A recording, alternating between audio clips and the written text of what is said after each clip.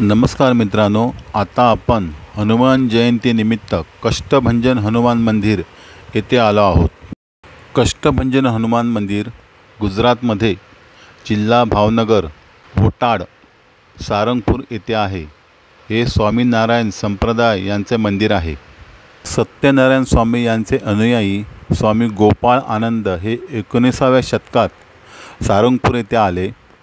तेव्हा येथे शनीचा कोप होता। येथील लोक भूत, प्रेत, करणी यांनी ग्रासलेले होते। तेव्हा गावातील लोकांसाठी स्वामी गोपाळ आनंद यांनी हनुमानाची मूर्ती स्थापन केली। या मूर्तीला स्वामी गोपाळ आनंद यांनी काठीने स्पर्श करताच मूर्तीमध्ये दिव्यता प्राप्त झाली। हनुमानाच्या प्रभावाने शनिदेव स्त्रीरूपामध्ये येऊन हनुमानाला शरण आले। त्यामुळे येथील मंदिरात हनुमानाच्या पायाखाली शनिदेव स्त्री रूपात विराजमान आहेत।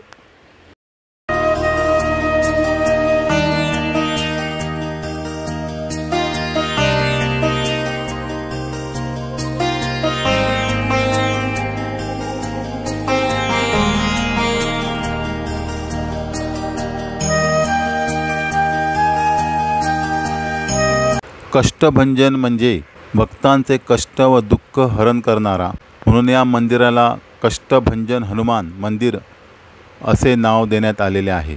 ज्या व्यक्तीवर भूत, भुताटकी, बुरी आत्मा किंवा नकारात्मक शक्तीचा प्रभाव असेल, अशा व्यक्तींना या मंदिरात आल्यावरती हनुमानाच्या दर्शनाने मुक्ती मिळते। येथील मंदिराची दर्शनाची वेळ सकाळी 5:30 ते दुपारी 12 वाजेपर्यंत, त्यानंतर दुपारी 3:30 ते रात्री 9 वाजेपर्यंत, दुपारी 12 ते दुपारी 3:30 पर्यंत मंदिर दर्शनासाठी बंद असते। श्रीहरी मंदिर